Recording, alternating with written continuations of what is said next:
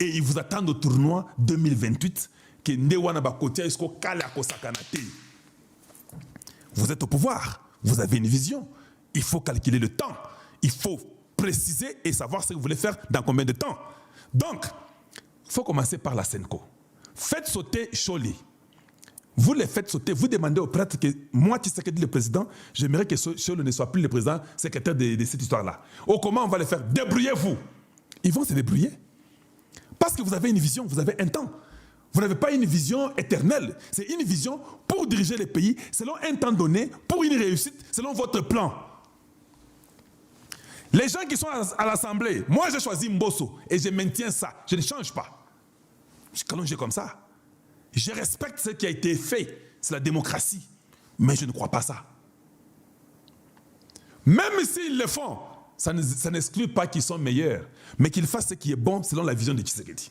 Donc, s'ils font ce que Tshisekedi fait dans sa vision, je m'incline.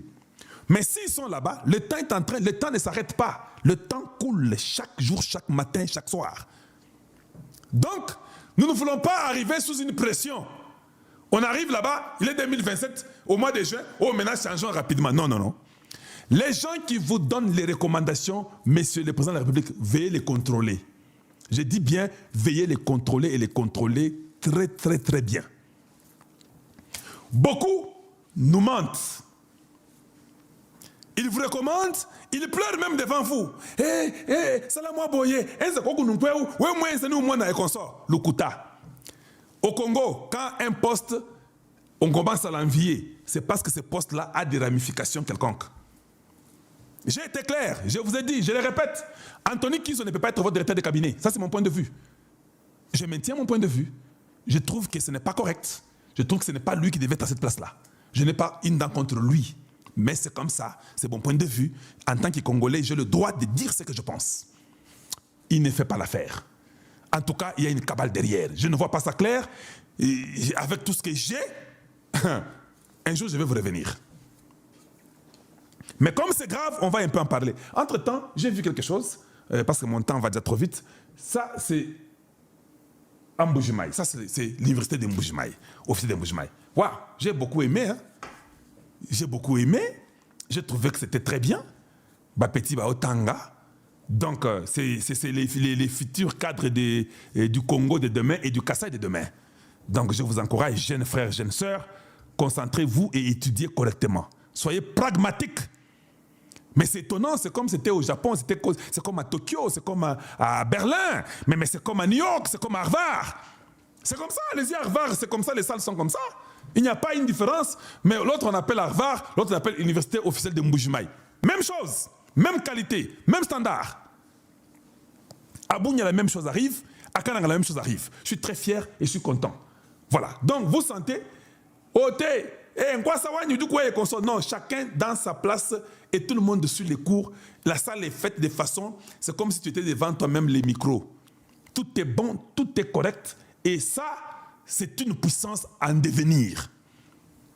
Ça, la vision de Tshisekedi, ça, je suis content. Ça, je suis très content. Ça, c'est une puissance en devenir. Quand vous avez ces enfants comme ça, après 10 années, vous sentez que même la population change. Maintenant, vous, jeunes hommes et jeunes femmes de Mbujimayi, j'ai un conseil pour vous. Je ne vous ai mis pas pour montrer la salle, mais pour vous conseiller. Quand vous étudiez là, vous finissez, avant de sortir de la salle, ramassez vos papiers avec vous. N'attendez pas qu'on viendra nettoyer pour vous par quelqu'un d'autre. Soyons comme des Japonais, des gens propres. Dans la salle, ça finit. Tu vérifies là où tu étais assis et il y a un papier, tu ramasses. Vous allez aider. Nous devons garder la propreté à nos universités. Ne touchez pas au mur comme les singes partout là-bas, vous salissez. Non, non, non. Quand vous parlez avec quelqu'un, pourquoi tu t'appuies au mur? Toi, tu es un jeune. Je ne m'appuie pas au mur, j'ai de l'énergie, je tiens debout. Je marche de longue distance, j'ai fait tout ce que tout le monde peut faire. Toi, tu es jeune, toujours au mur. Toi, une fille jeune, au mur, tu salis, tu touches là-bas, avec les mafoutas dans les mains, tout ça. Non, c'était des ordres. Quand la salle vous terminez, je parle à mes frères du Kassai, avant de sortir là-bas, cherchez même une poubelle, mettez là-bas tous les papiers, vous tous les jeunes gens là-bas, donnez-vous la discipline. Chacun ramasse les papiers, vous ramassez, vous ramassez, vous ramassez. Vous diminuez déjà le travail de beaucoup, vous mettez dans la poubelle bien. Vous choisissez même en classe là-bas, vous choisissez même 2 élèves qui peuvent prendre ça pour aller jeter là où il faut jeter.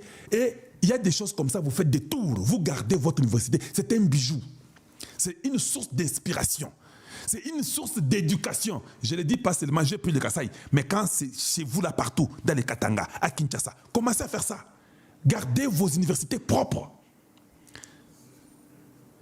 La saleté est devenue comme notre seconde nature. C'est pas possible, c'est pas vrai. Et c'est grave. C'est grave. Il faut que les gens, le monde nous respecte. Vous pensez quoi? Vous pensez que le monde là est devenu monde parce qu'ils étaient là-bas? Non, c'est parce qu'ils ont eu la discipline. Donc, pour moi, je pense que tous ces généraux doivent être arrêtés et partir. Il faut les enlever. Nous voulons voir que la 3e zone de défense, il y a un capitaine qui dirige ça. Parce qu'il ne faut pas qu'on continue à dépenser l'argent. Les 6 milliards dont on parle, les 6 milliards, il y a budget il y a 2026. Il ne faut pas les 6 milliards car il y a Bitumba et puis on ne fait rien de grave ou bien rien de bon. Est-ce que quelqu'un d'entend dans la salle? Non, c'est bon. On doit s'organiser. On doit s'organiser à ne pas tomber dans ces jeux-là. Autre chose. Quand nous parlons des services militaires, ok, de 18 à 30 ans, d'abord c'est beaucoup. On ne peut pas être de 18 à 30 ans. Quelqu'un de 30 ans a qu'un service national. Pas service militaire. 30 ans, service national et pas à Kassongo. Mais il faut prendre un âge donné. Vous pouvez prendre de 18 à 25 ans dans l'armée, service militaire quand vous finissez. Autre chose, il faut que nous puissions développer notre service militaire. Si un enfant entre dans le service militaire, vous l'apprenez comment tirer, vous l'apprenez la discipline militaire qui est très importante. La discipline militaire elle est très importante. Mais maintenant cet enfant-là, quand il finira à 55 ans, il faut qu'il ait longue armée ou 60 ans, il faut longue retraité. Il faut qu'on diminue l'âge de la retraite dans l'armée.